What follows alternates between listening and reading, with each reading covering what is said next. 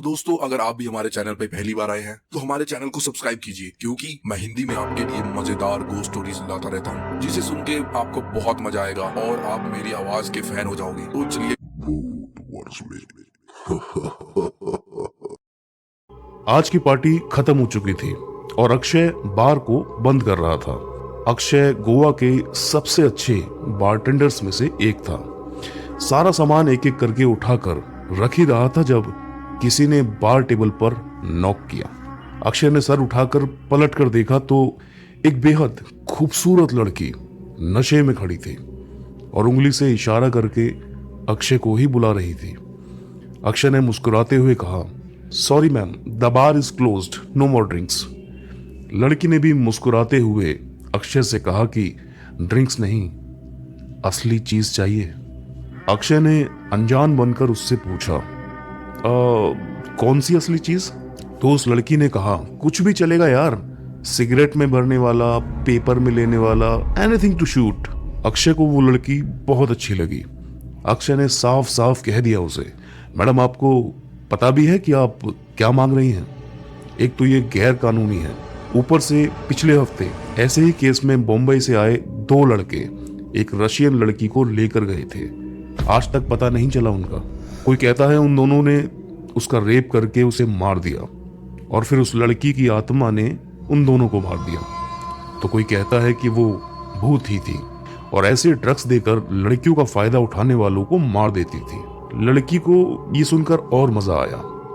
उसने पूछ ही लिया कि अक्षय कैसे ये सब जानता है। तो अक्षय ने कहा, एक तो मैडम ये कहें कि ये कहानी है और दूसरी चीज ये सारी कहानी सुनी सुनाई बातें हैं, तभी कह रहा हूं आपको, वरना मुझे भी कैसे पता चलता। लड़की ने अक्षय से पूछ ही लिया कि क्या क्या कही सुनी अफवाहें हैं इसके बारे में। अक्षय ने सलीके से बताना शुरू किया। उन दोनों लड़कों ने आते ही पहली ही रात एक रशियन लड़की को इसी क्लब में ड्रग्स के लालच में फंसाया, उसका फायदा उठाया। ड्रग्स के ओवरडोज के कारण जब वो लड़की मारी गई तो उसकी लाश को यहीं कहीं समुंदर में ठिकाने लगा दिया। लेकिन वो कहते हैं ना कि समुंदर कुछ भी अपने पास नहीं रखता, सब कुछ वापस कर देता है। तो बात लाश को ठिकाने लगाने के बाद की है। दोनों लड़के घबराए हुए से वापस अपने होटल पहुंचे। उन्हें नींद तो आने से रही। सुनील और अनिल, दो लड़के मुंबई से आए थे। सुनील ने अनिल से कहा कि ऐसे होश में तो जागते हुए हर पल हमें उस लड़की का चेहरा नजर आएगा, उसकी चीखें हमें परेशान करेंगी, थोड़ी शराब पी लेते हैं, नशे में सब कुछ भूल जाएंगे। सुनील शराब लेने किसी दुकान की ओर निकल पड़ा और अनिल कमरे में ही उसका इंतजार करने लगा। हाल उसका भी बहुत बुरा था। सुनील का इंतजार करते करते अनिल टीवी देख रहा था, लेकिन तकरीबन 1 घंटे बाद उसे एहसास हुआ कि इतना वक्त तो लगना ही नहीं चाहिए था लौटने में। अनिल ने सुनील के नंबर पर तुरंत फोन मिलाया तो एक अजीब सी भाषा में आवाज आई। अनिल ने दोबारा ट्राई किया।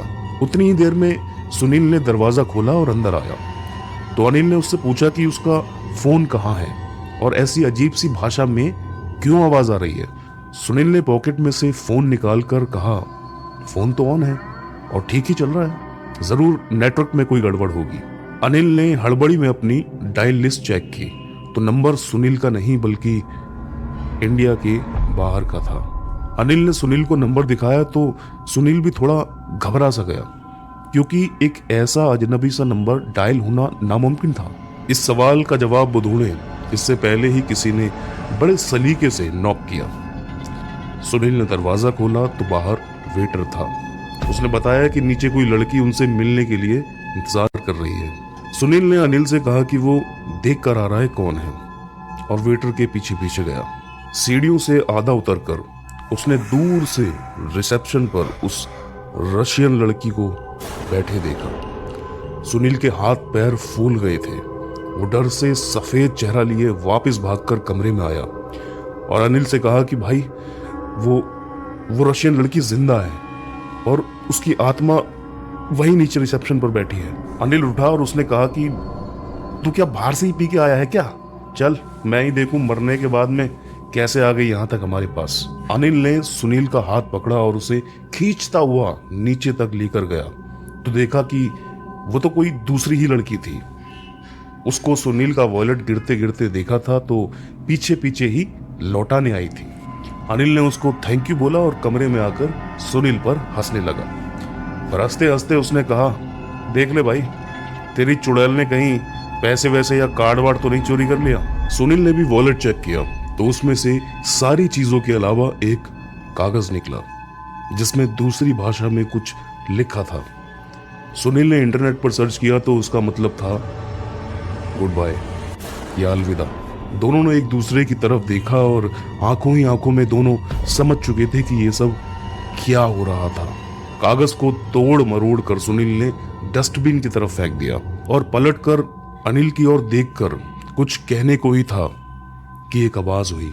वो कागज का टुकड़ा डस्टबिन के साथ वाले टेबल पर खींच तान कर रखा हुआ था और लिखा हुआ साफ दिखाई दे रहा था। अनिल और सुनील वहां से भागे और बीच के किनारे किनारे से भागे जा रहे थे जब अचानक किसी चीज से टकराकर सुनील गिरा और फिर उसके पीछे आता हुआ अनिल भी गिर गया। दोनों ने ध्यान से देखा तो उस लड़की की लाश रेत में किसी पत्थर की तरह आधी निकली हुई थी। सुनील लाश देखते ही तुरंत वहां से भागा, लेकिन अनिल लाश के आसपास ही गिरा हुआ था और लाख कोशिशों के बावजूद उठ नहीं पा रहा था क्योंकि उसका पैर उस लाश ने पकड़ रखा था। अपनी खुली आंखें और आधे सड़े हुए मुंह से वो लड़की अनिल की ओर देख रही थी। एक अजीब सी आवाज उसके गले से आ रही थी।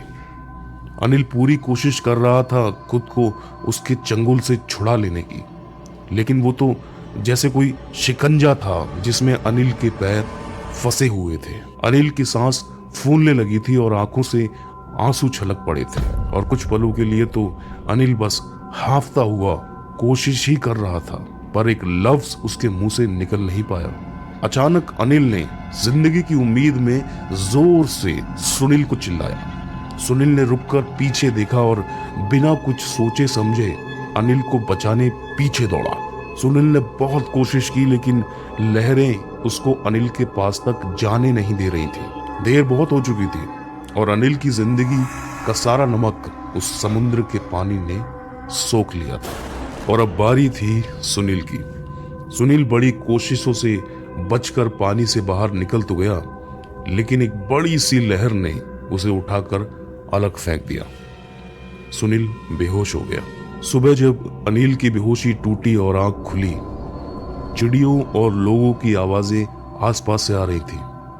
रह रहकर सुनील ने देखा कि कुछ लोग उसे उठाकर ले जा रहे हैं और दूर पुलिस वाले खड़े हैं।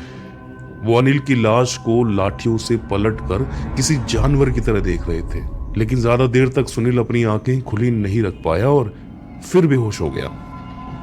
जब आखिरकार उसकी आंख खुली तो खुद को उसने होटल के बेड पे ही पाया। कमजोरी से बहुत बुरा हाल था। टेबल पर रखी हुई दवा खाने को उठाई तो देखा कमरे में पानी खत्म हो चुका था। उसने उठकर रिसेप्शन पर फोन लगाकर पानी मांगने की सोची तो बैठ के रिसीवर उठाकर कानों से लगाया ही था कि पलंग के नीचे से पानी की बोतल लुढ़कते हुए उसके पैरों से टकराई। सुनील की आंखें और चेहरा खौफ से सफेद दिखने लगा था। सुनील के हाथ से टैबलेट नीचे गिर गई। सुनील धीरे धीरे पलंग के नीचे देखने को झुका तो पलंग के नीचे जो देखा उससे उसकी चीख निकलनी तो चाहिए थी, लेकिन आवाज हलक में ही दबकर रह गई थी। पलंग के नीचे बिना आंखों और बुरे मुंह वाली वो लड़की किसी जानवर की तरह अपने हाथों और कोहनियों पर बैठी उसे ताके जा रही थी। सुनील जानता था कि भागने से भी कुछ पल ही जिंदगी के बढ़ेंगे। फैसला दिल ने यही किया कि कुछ पल और जी लिया जाए, क्या पता शायद जान बची जाए। और शायद ऊपर वाले ने भी उसकी सुन ली थी। बाहर बारिश होनी शुरू हुई और उसी बारिश में सुनील कमरे से निकलकर सीधा होटल से बाहर भागा। कमरे से निकलकर रिसेप्शन के बीच तक उसे एक भी आदमी दिखाई नहीं दे रहा था। सुनील सामने की सड़क पार करके समुंदर के साथ साथ भागने लगा कि शायद जान बच जाए, और रह रहकर पीछे देखता रहा, लेकिन कुछ भी दिखाई नहीं दे रहा था। बरसात इतनी तेज थी कि कुछ भी देख पाना नामुमकिन था। समुद्र की लहरें भी उफान मारने लगीं। सुनील भागते भागते काफी आगे आ चुका था। उस बरसात में एक पल के लिए सांस लेने को रुका तो उसे एक बांस की छत सी दिखी। सुनील ने हांफते हुए उसके नीचे जाकर खड़े होने को कदम बढ़ाया ही था कि उसकी चीख निकल गई। वहां ध्यान से देखा तो पाया टूटी हुई कांच की बोतलें पड़ी हुई थी, जिसका एक टुकड़ा उसके पैर में अंदर तक धंस गया था। सुनील ने दर्द से चिल्लाते हुए वो कांच का टुकड़ा निकाला और वहीं बैठकर एक गहरी सांस ली कि तभी एक बड़ी सी लहर आई और एक बार फिर सुनील की चीखें निकल गईं। समुंदर का नमकीन खारा पानी उसके जख्म को जला रहा था, लेकिन सुनील किसी तरह खुद को संभाल कर पानी से बाहर निकला और आंखें बंद किए हाँफ रहा था। अचानक ऐसा लगा जैसे कोई हाथों और पैरों के बल चलता हुआ उसके पास आकर चेहरे के बिल्कुल सामने रुक गया। डरते डरते सुनील ने अपनी आंखें खोली तो उसके चेहरे के सामने ठीक 2 इंच की दूरी पर उसी लड़की का बिना आंखों और खुले मुंह वाला चेहरा दिखाई दिया। उस लड़की के मुंह से एक जोरदार चीख निकली। उसके मुंह से निकलती हुई उस चीख को सुनकर सुनील की दिल की धड़कनें वहीं रुक गई। सुनील की हार्ट फेल होने से वहीं मौत हो गई और लाश आज तक नहीं मिली। उस लड़की ने अक्षय के मुंह से कहानी सुनी और हंस पड़ी, लेकिन उसका इरादा कुछ आगे बढ़ने का था। उस लड़की ने अक्षय से पूछा कि मेरे साथ वॉक पर चलोगे? अक्षय का काम खत्म हो ही चुका था। मुस्कुराकर उसने हाँ कर दी। लहरों के बीच से चलते हुए उस लड़की ने अक्षय से एक ही सवाल पूछा, आखिर तुम्हें इतना सब कुछ कैसे पता? तो अक्षय ने कहा कि सब सुनी सुनाई कहानियां थी जो उसे पता चली थी, तो तुम्हें बता दिया। उस लड़की ने थोड़ा सा मुस्कुराया और कहा कि तुम ये नहीं बताओगे कि उस लड़की की ड्रिंक में वो रेड ड्रग वाला टैबलेट तुमने डाला था? अक्षय ने पलट के उस लड़की के चेहरे को देखा तो ये वही बिना आंखों वाला सड़ा गला सा खुले मुंह वाला चेहरा था, और उस लड़की की उसी डरावनी दिल दहलाने वाली चीख ने अक्षय का भी दम घोट दिया। अक्षय की लाश भी उन 2 लड़कों की तरह आज तक नहीं मिली।